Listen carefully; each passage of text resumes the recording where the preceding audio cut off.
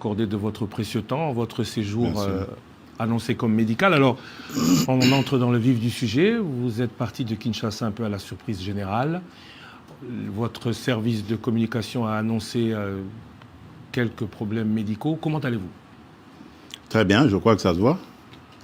Je vais très bien. En fait, j'ai tout simplement fait accepter une prise en charge de le dernier conseil des ministres du vendredi d'avant, celui du 2 août dernier. Et puis, après, j'ai pris l'avion. Les examens se sont très bien passés et je devais observer un petit moment de convalescence pour pouvoir retourner. Et là, je suis en forme et prêt à revenir aux affaires.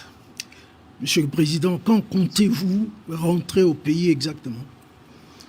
Bon, le plus tôt possible. Vous le saurez très, très bientôt. Vous êtes totalement rétabli, donc?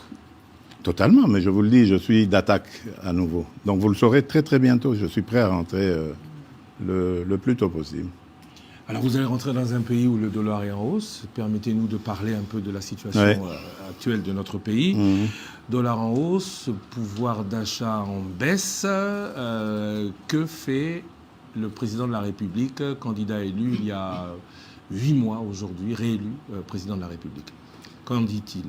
Il se solidarise évidemment avec la population. Je sais que ça fait partie d'un de mes engagements, celui de réduire le pouvoir d'achat.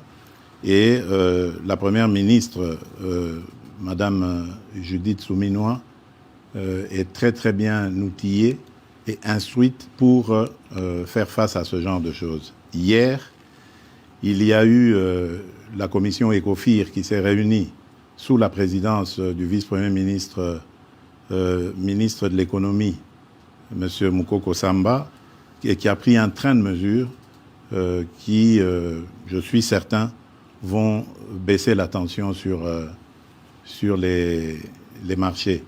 Et à propos du dollar, bon, c'est le combat habituel. Vous savez, nous avons une économie fortement dollarisée qui dépend beaucoup de toutes les fluctuations de cette dernière monnaie.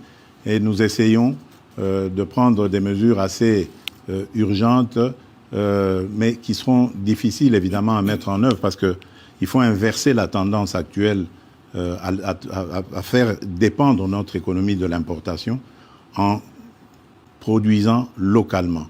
C'est pour ça que nous avons un fameux programme très ambitieux d'ailleurs agricole pour essayer de nous mettre à l'abri de ce genre de choses. Et il y a des inspecteurs aujourd'hui, des inspecteurs économiques qui sont lancés sur les marchés pour surveiller aussi la façon dont les prix sont fixés.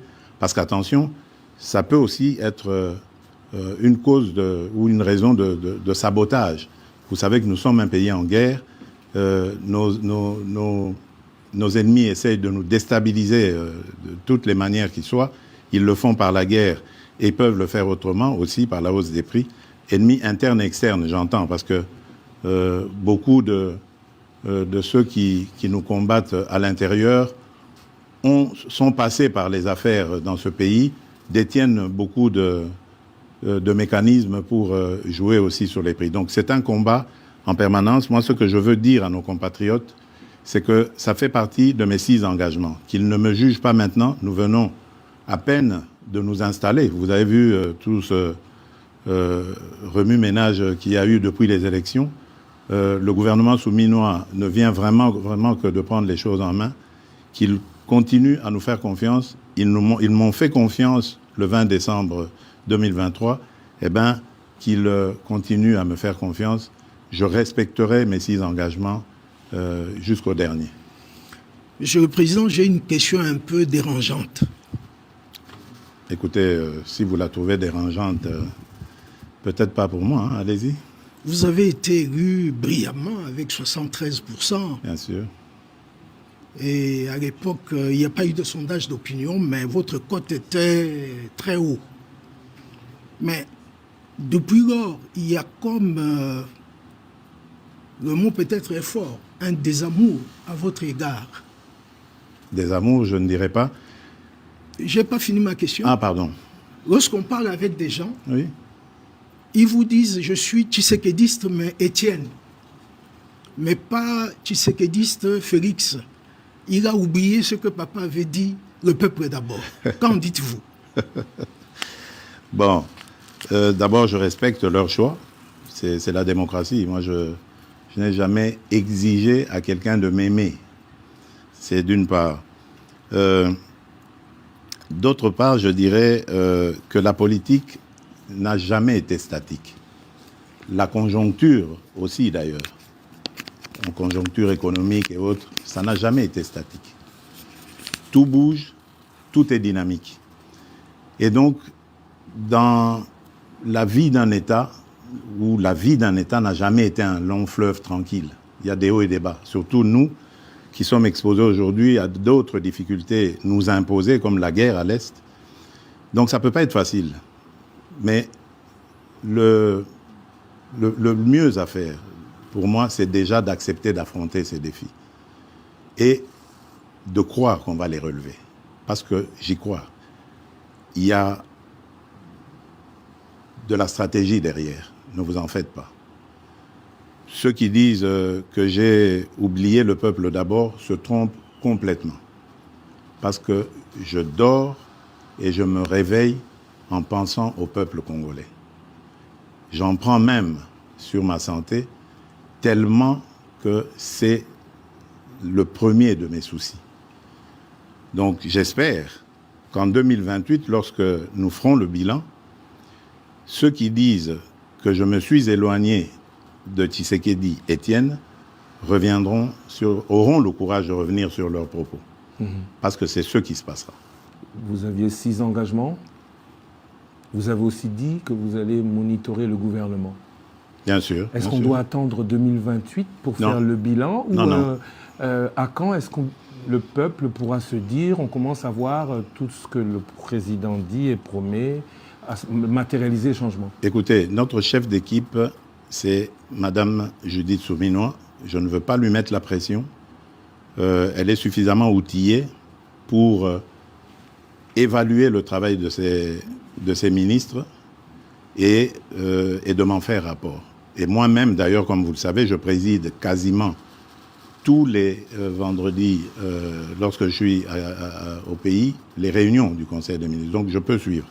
J'ai un cabinet qui est très actif, qui m'accompagne dans ce suivi. Donc, moi, j'estime la première évaluation au début de l'année prochaine.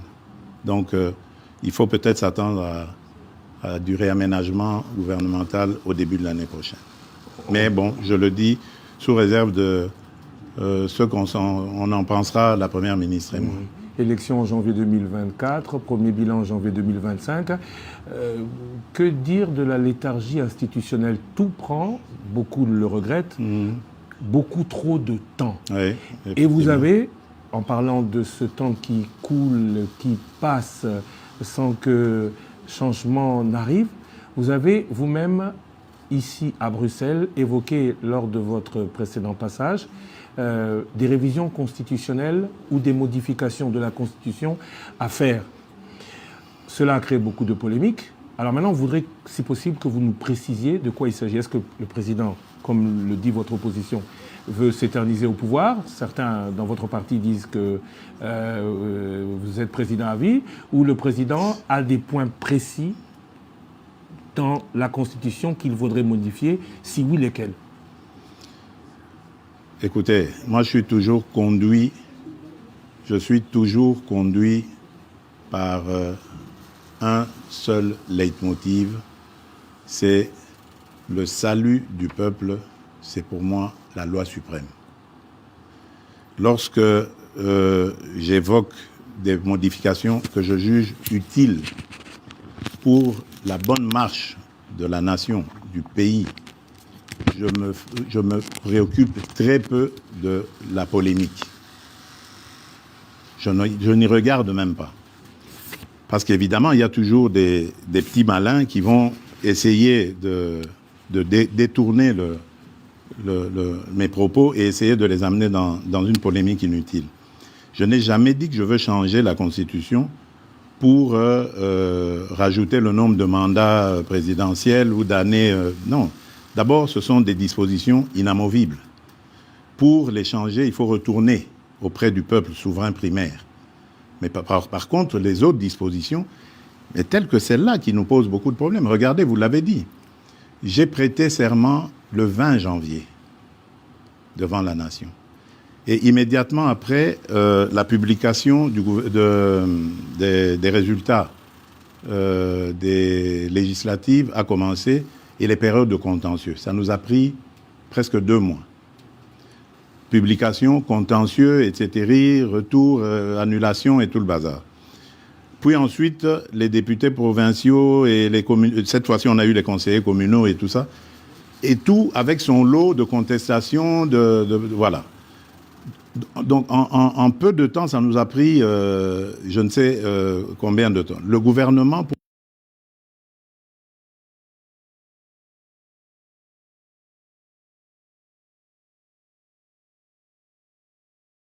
pour le faire, on a mis 1 mois. Normalement, la première ministre et moi, le temps de la nommer et puis de discuter.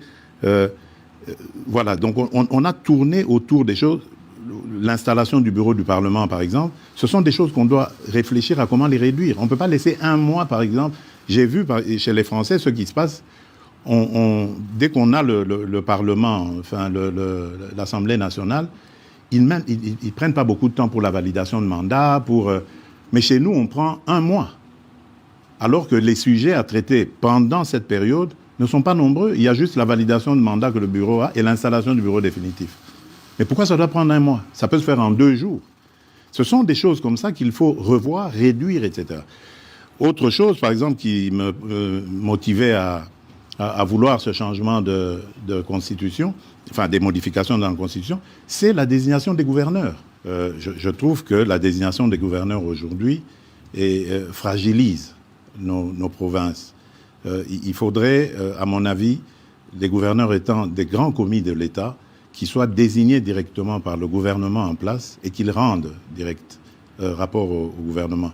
Les sanctions, on peut imaginer comment les prendre en cas de dérapage, mais lorsqu'on laisse à la vindicte des parlementaires provinciaux, des députés provinciaux, de la gestion comme ça des gouverneurs, moi je crois qu'on a un problème encore de culture politique au Congo. Nous n'avons pas besoin d'aller aussi vite. Ça, c'est pour les pays qui sont outillés dans la démocratie, dans la gestion de la chose publique. Nous avons encore besoin d'apprendre et on doit y aller étape par étape. La réforme sur cet éclatement de l'administration a été très très mal faite, à mon avis, et précipitamment, et il faut revoir. Voilà pourquoi moi j'ai parlé à un certain moment de réunir une grande commission nationale de plusieurs experts, une commission multidisciplinaire, qui ferait qu'on prendrait en compte tous les vrais problèmes de la nation, mais par des nationaux, pour avoir une constitution adaptée à nos vrais problèmes. Pas celle qu'on a eue, qui nous a été parachutée, venue des laboratoires étrangers. Voilà, on pourrait recourir à l'expérience étrangère, mais en fonction de nos expériences vécues au pays. Aujourd'hui, moi je suis désolé, mais notre pays s'éclate de plus en plus à cause de toutes ces élections provinciales et autres qui radicalisent le tribalisme, le clanisme. Aujourd'hui, vous allez, par exemple, je prends le cas de l'ex-Grand Katanga, mais vous trouverez quelqu'un, par exemple, qui a vécu à Lubumbashi, mais parce qu'il est originaire du Lualaba, on lui conteste le fait de pouvoir aspirer à quoi que ce soit à Lubumbashi, soi-disant parce qu'il y a eu découpage et que maintenant sa place est au Lualaba. Mais qu'est-ce que ça veut dire? Le pays va à volo, là. Donc on doit faire attention. Je veux bien démembrer les choses, je veux bien rapprocher l'administration le plus près possible des administrés, mais attention, je tiens à l'unité de la nation. J'en suis garant. Monsieur le Président, nous abordons maintenant la situation à l'est du pays. Oui. Aujourd'hui, c'est quasi certain que le Rwanda a relancé le M23 après le réchauffement des relations entre la RDC et l'Ouganda. Très bien. C'est acquis maintenant. Il y a eu la réunion à Rwanda, pour ne pas rentrer dans tous les détails. Il y a eu début de dialogue. Mais il y a des voix qui commencent à dire qu'il faut un peu de bon sens pour que on commence à négocier. Avec qui? C'est la grande question. Et mon autre question, c'est que négocier avec qui? Mais quoi? Négocier quoi? Voilà. Très bien. Écoutez-moi bien. Jamais, au grand jamais, tant que je serai président de la République démocratique du Congo, je n'aurai en face de moi la délégation du M23 ou de l'AFC, là, où je ne sais pas, pour négocier. Jamais. Ce que j'ai dit, c'est que je veux parler avec le Rwanda. Pas négocier, vous avez raison. Parler avec le Rwanda. Pour demander à M. Kagame, criminel de son État, qu'est-ce qu'il a à voir contre mon peuple? La République démocratique du Congo, à l'époque République du Zaïre, avait sauvé le Rwanda d'une plus grande catastrophe qui aurait été si nous n'avions pas ouvert nos frontières à tout ce flot de réfugiés. Malheureusement, il y a eu une certaine cécité internationale qui a permis que parmi les fugitifs, il y ait les criminels génocidaires et qu'ils soient rentrés sur notre sol avec leurs armes. On ne les a pas désarmés. Aujourd'hui, l'enfer est parti du Rwanda et est arrivé chez nous. Et on nous abandonne à notre propre sort. Évidemment, le régime criminel de Kigali en profite parce qu'il découvre que c'est une région très riche en minerais et en produits de tout genre, agricoles et autres. Et il veut en faire maintenant son espace. Et ça, nous ne disons jamais, il n'y a rien à négocier. C'est chez nous. Ce qu'ils n'ont à faire, c'est une seule chose, de plier bagage. Et si je veux parler avec le Rwanda, c'est pour ça, pour dire, bon, c'est quoi votre problème? Pour nous laisser tranquilles. Pas pour vous donner quelque chose, mais pour nous laisser tranquilles. Si vous pensez qu'il y a encore quelque chose chez nous, on va la régler et on vous règle ça et puis c'est terminé. Ils ont donc parlé des FDLR. Nous sommes aujourd'hui à Luanda pour parler de ces histoires-là. Cesser le feu et comment régler le problème de FDLR. C'est tout. Donc, ce n'est pas des négociations pour, après, arriver à des... comment ils appelaient ça? La mixage, instaurer brassage, mixage. Niet. Ça, il n'y aura plus. Ils peuvent arrêter de rêver. Et d'ailleurs, c'est parce qu'ils le savent que vous avez vu qu'ils ravivent encore ce M23, coquille vide, dans un territoire d'ailleurs qui est sous leur contrôle. Donc vous voyez que c'est de la propagande en fait. Ils veulent faire croire que, d'abord ils font cette comédie, ils font dire au M23 qu'ils ne se sentent pas concernés par Luanda, alors que tout le monde sait que c'est Kigali qui les pilote. Ensuite, ils les ravivent un peu pour dire, vous voyez, nous sommes capables de reprendre les armes. OK. Nous savons et nous sommes inscrits dans le processus de Luanda.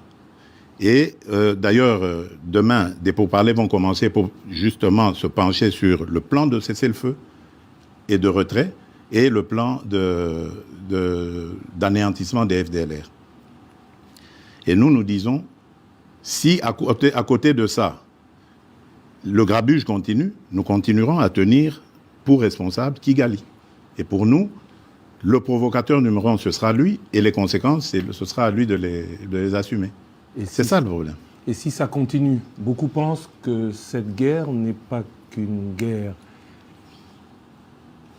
des richesses, mais surtout une guerre de conquête du territoire. On a beaucoup parlé de balkanisation. C'est une guerre de richesse. C'est une guerre de conquête des territoires, justement, des territoires riches. Vous pensez que s'il n'y avait pas tous ces minerais rares et tant prisés dans le monde, dans ce sous-sol de chez nous, là-bas, dans le Massissi, Rutshuru et tout ça, ils seraient venus. Ils nous laisseraient tranquilles. C'est des sols riches et des sous-sols riches. C'est ça qui attire. Et maintenant, pour que ce soit définitivement mis en sous coupe réglée, eh ben, ils veulent le couper de la RDC. La balkanisation est donc encore possible dans leur tête, pas chez nous. Jamais, elle n'est pas possible. Mais parler avec le Rwanda, c'est lui donner un minimum de bonne foi. Est-ce que vous pensez qu'il peut avoir de bonne foi? De bonne foi, j'y crois pas. Je n'y crois pas.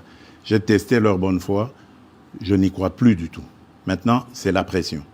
Je remercie les États-Unis d'Amérique parce que c'est eux qui nous apportent beaucoup de choses. D'ailleurs, vous avez vu, au départ, il y a eu une trêve. Maintenant, il y a un cessez-le-feu. Je vous dis, ce n'est pas le Congo qui l'a demandé. Malgré la chute de Kanyabayonga, le ruine d'Yavant, ce n'est pas la RDC qui l'a demandé. C'est le Rwanda. Mais il savait qu'il ne pouvait pas nous le demander direct et le faire accepter. Il est passé par les Américains que nous écoutons. Je remercie surtout le président João Lourenço pour son implication, surtout la dernière ici, parce que j'ai, de Bruxelles, participé en pilotant aussi notre délégation qui était là, qui s'est brillamment comportée. Et je remercie évidemment l'ancien président Uhuru Kenyatta, qui est d'ailleurs le déclencheur de tout ça. Malheureusement, son successeur a très très mal géré la question par la suite en prenant fait et cause pour Kagame. Peu importe, de toutes les façons, il n'était pas partie prenante de ce processus. Lui, il l'a trouvé en arrivant, en étant élu. Peu importe, mais le processus de Luanda est là et il fonctionne très bien grâce à la maestria du président João Lourenço. Et le président Uhuru Kenyatta est un très bon facilitateur issu du processus de Nairobi, qui malheureusement a été vidé de sa substance, mais le président, sa crédibilité du président Uhuru reste, elle demeure. Voilà, je tenais à le dire, parce que je suis convaincu que là, nous sommes engagés sur la bonne voie, grâce à ces partenaires, et que nous aurons la solution. Je suis vraiment convaincu cette fois-ci. Après la situation là, je voudrais parler avec vous de tous ces scandales financiers, avérés ou supposés. Mmh. Ce qu'on constate surtout, c'est qu'il n'y a aucune poursuite judiciaire ou suspension de qui que ce soit. Pourquoi la justice ne répond pas? Bon, écoutez, d'abord, le travail de la justice consiste à faire des enquêtes. Je crois qu'il faut faire très attention. Ne tombons pas dans la facilité, dans l'invective. Et c'est ça que je déplore avec ces fameux réseaux sociaux. Parce qu'on peut, comme ça, à cause des réseaux sociaux, vous défaire l'honneur et la dignité d'un individu. Moi, je tiens beaucoup à ces choses-là. Vous ne me verrez jamais humilier quelqu'un, même si c'est mon pire des ennemis. Je n'aime pas ça. J'ai toujours un brin de respect pour la personne. Or, les réseaux sociaux, ce n'est plus ça. Il suffit qu'on cite votre nom, Lusaku et nos voleurs, ça y est. Si c'est bien mis en place, ça y est, vous êtes condamné, c'est terminé. Donc, laissez à la justice le soin de faire son travail. Mais j'aimerais dire quelque chose à propos de toutes ces affaires. Mais moi, je m'en réjouis. Je m'en réjouis parce que ça n'existait pas dans ce pays-là. Pourtant, des affaires, il y en a. Dans les casseroles, là. Et là, je suis déterminé. Vous avez vu le ministre qui est là, il a cette mission. On va ouvrir les placards et on va sortir les cadavres des placards pour montrer que ce pays a été trahi, pillé et volé plus que jamais vous pouvez imaginer avant moi. Aujourd'hui, au moins, nous avons des gens qui dénoncent. C'est déjà ça. Ça veut dire que la corruption avait vraiment été une seconde nature dans ce pays. Donc ne vous en faites pas. Réjouissez-vous quand vous entendez ces choses-là. Malheureusement, c'est récupéré par les réseaux et c'est ça qui désoriente un peu l'opinion, qui désoriente. Parce qu'il faut laisser la justice sereine. Vous savez qu'elle est déjà malade. On est en train de travailler à la remettre en place. Donc il faut lui laisser le temps de faire son travail. On va leur donner encore plus de moyens de travail pour que la justice soit dite. Parce que, attention, on a affaire à parfois des chefs de famille, on a affaire à des gens qui tiennent à leur dignité. On ne peut pas la jeter en pâture comme ça en disant, voilà, ça y est, il est voleur. Non, prenez votre patience. Jamais justice n'a été expéditive. Regardez, dans nos pays à tradition démocratique ici, il y a des procès qui durent 10 ans, 15 ans de corruption. Mais pourquoi est-ce que vous voulez que, parce qu'un nom a été cité, le lendemain, il doit être condamné? Mais non. il faut lui donner les moyens de sa défense et voir comment ça va se passer. Monsieur le Président, vous avez cité le ministre de la Justice sans le citer. Justement, je voudrais poser une question à son sujet. Ouais. Sa nomination en tant qu'opposant a surpris agréablement beaucoup de gens. Très bien. Est-ce qu'on peut interpréter ça comme une ouverture aux forces de l'opposition? Bien sûr. Est-ce que c'est un jargon que vous passez? Bien sûr. Pour dire que vous voulez rassembler... Bien sûr, c'est une ouverture, bien sûr. Dernièrement, j'ai reçu, pour l'anecdote, les évêques de la Cinco, le jour où ils ont élu leur nouveau président, leur nouveau bureau. Et dans nos discussions, je ne vais pas les dévoiler ici, mais il y a eu une demande allant dans ce sens. Mais ma réponse était claire. J'ai dit, mais seigneurs, je suis à votre disposition. Je ne demande que ça. Mais dites-moi, comment vais-je m'y prendre? J'ai pris l'exemple que de trois opposants. J'ai commencé par Martin Fayoulou. J'ai dit, mais il n'a jamais reconnu les résultats des dernières élections. Comment est-ce qu'il acceptera ma main tendue? Moïse Katumbi était prêt à faire la même chose, ou il avait même fait la même chose, mais grâce, évidemment, à la pression des siens, il a accepté qu'il rentre dans les institutions, mais lui reste borderline. Joseph Kabila, n'en parlons pas. Lui, il a carrément boycotté les élections et prépare une insurrection, parce que l'AFC, c'est lui. Donc, dites-moi, je fais quoi? Je n'avais pas eu de réponse. Mais j'ai parlé d'autres qui sont plus conviviaux, plus participatifs. Et je rends ici, par exemple, hommage à quelqu'un comme Adolphe Muzito, et même un petit peu le docteur Mukwege aussi, qui fait, malgré leur position d'opposants, qui font parfois de commentaires objectifs. Quand quelque chose va, ils applaudissent, ils sont contents. Le docteur non plus revoir dans notre pays. Voilà un patriote qui se dit, au-delà de mes penchants politiques, j'y vais. J'aurais aimé que tout cela vienne se dire, on nous attaque par le Rwanda injustement, liguons-nous autour du président et combattons. Mais non, malgré ça, il y en a qui collaborent, l'AFC collabore avec le Rwanda. Bien sûr, l'UDPS, c'est mon école. Et je suis issu de là. J'ai fait toutes mes classes politiques à l'UDPS. Le président n'est pas inquiet du tout. Je me réfère d'ailleurs à bouillant, mais démocratique. Et ça terminait toujours par s'arranger. Et je vous promets, ça va s'arranger. Je ne suis pas du tout inquiet. C'est des choses qui arrivent. Je ne veux pas, en tout cas, que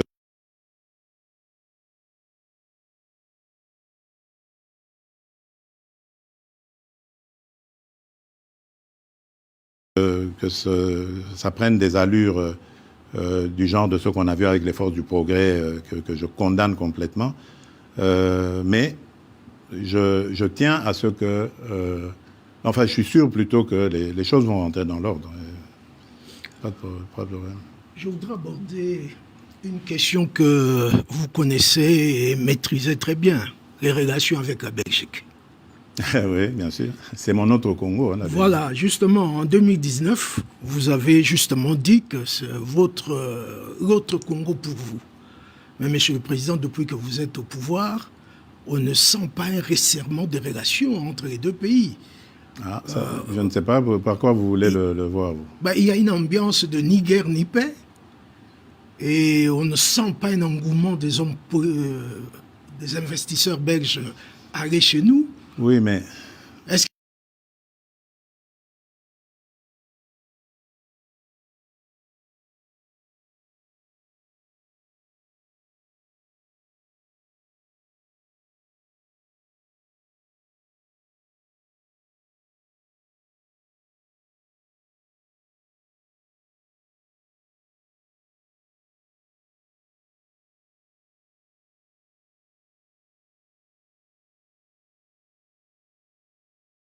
que c'est toujours le problème de climat des affaires. Je crois qu'il y a un peu des deux. Vous avez raison. Attention aussi, ce sont des gens qui doivent être sûrs de leur mise. Hein? Donc ça veut dire que quelque part peut-être que nous n'avons pas encore émis suffisamment de signaux rassurants sur le climat des affaires.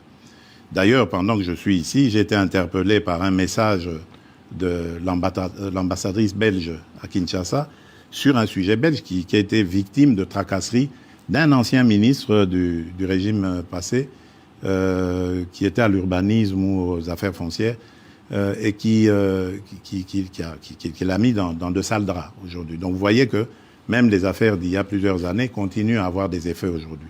Donc nous avons peut-être un travail, et si celui-là, ce monsieur belge, vient en parler à ses amis ici, ils vont mettre la pellade douce avant d'y aller.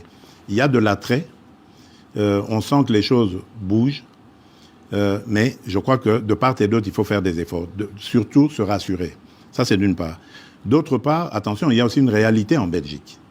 La Belgique, il ne faut plus la voir comme l'ancienne Belgique qui était, qu'ils appelaient eux-mêmes la Belgique de papa. La Belgique, aujourd'hui, elle s'est très fortement communautarisée, et même dans leur système d'exportation, de business, de commerce avec l'étranger, ils le font plus par des communautés. Donc c'est à nous aussi d'adapter notre diplomatie à ce niveau-là. Et je suis en train même de réfléchir à voir comment, avec nos compatriotes de la diaspora, avoir des diplomates qui parlent très bien le néerlandais, qui parlent très bien le français, qui parlent bien l'allemand pour la région germanophone, et qui se mettent en contact justement avec ces gouvernements communautaires pour voir les rapprocher les uns après les autres. Donc il y a un travail complet à faire. Mais quant aux relations, je vous rassure, elles sont excellentes. Il ne se passe pas, je dirais, 6 mois sans, par exemple, que le roi des Belges et moi nous passions un coup de fil. D'ailleurs, nous avons un rendez-vous programmé déjà pour septembre prochain ici en Belgique. Donc ça se passe très bien. Au niveau du gouvernement, même chose. Celui que j'appelais affectueusement mon cousin, Alexander De Croo, nous ne rations aucune occasion pour nous appeler. Et même à chaque fois qu'on se retrouvait à l'Assemblée générale des Nations Unies, la Belgique, la représentation de la Belgique organisait toujours un petit déjeuner, ou un déjeuner même d'ailleurs, auquel nous parlions de nos problèmes. Donc ça va, vraiment dans l'ensemble ça va. Et j'y tiens, je tiens vraiment encore à améliorer cette relation. Mais comme j'ai dit, nous devons faire des efforts de part et d'autre. Attention, le Congo, c'est vrai, c'est une très belle femme, très attirante, mais en même temps aussi très convoitée et peut-être pas très présentable encore. Donc nous devons soigner sa présentation. Monsieur le Président, merci beaucoup. Merci Bodoamba Wechi du site Internet Congo Indépendant d'avoir été avec nous aujourd'hui pour cette émission exclusive. Merci à vous. Bon retour. Soki Okoye Bisso, il faut quand même qu'on termine en lingala pour les Congolais qui nous suivent, même si le lingala de M. Amba Wechi est peut-être un peu mieux élaboré que moi, encore que j'en doute. Moi, je crois que oui. Vous rentrez aux Ozonga, Kinshasa, Kisangani vous a attendu. Est-ce qu'on va vous y voir? Vous aviez dit l'intérieur du pays, vous allez beaucoup pratiquer pendant ce deuxième mandat. Quel est votre programme une fois de retour au pays? Oui, bon, nazozonga mboka, en tout cas, na mikolo mike, bangonga mike kutu na koloba, oyo ezali liboso awa. Kisangani nazozonga, po nalingaki kutu na sacrifier likambo ya santé, po nakende Kisangani nazana le 2 août. Mais nzoto nde esengaki abandon. Yango nabi nasala yango, po na Kisangani biloko ya kosala ezalaki. Aéroport à Bamboka, centrale électrique, na solaki déjà na DG à SNEL, na lingi, likambo centrale électrique wanesila, na kokitelango, na kende kotala. Na mwa makambo ebele, surtout babitumba wana ya bandeko na biso, ba mbole na balengola, na lingi koyoka makambo wana na mboka na biso te. Na okende kotala yango, pembeni na tala, et puis surtout ko remercier peuple na biso ya Kisangani ndenge ba yambaka biso pe ndenge ba votaka biso. Donc nakozonga. Et puis nakozonga na mois d'août awa. Eza lisusu molai te tokozonga pe na mama parce que sengelaki tokende na mama na le 2 août. Donc nakozonga pe nakotambola Congo mobimba bozala na bobangi te.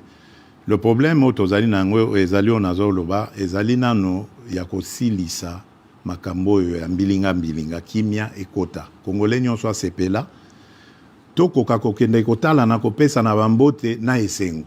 Okoki kokende te esika batu basepeli kaka na ndako na biso moko Congo bamisusu baza na mawa baza kolela. Nga na nini komona yango te. Na tie nanu makasi na nga mayele na ngai na kosilisa likambo monguna akotiseli biso moto oyo azokotisela biso na mboka. Sima na yango tokosala. Tozana na bambula ti na 2028 likambo banga eza wana ta. Monsieur le Président, je vous remercie. Merci à vous, chers auditeurs, chers téléspectateurs, d'avoir en direct, ici, à Bruxelles, suivi cette émission exclusive. L'actualité continue sur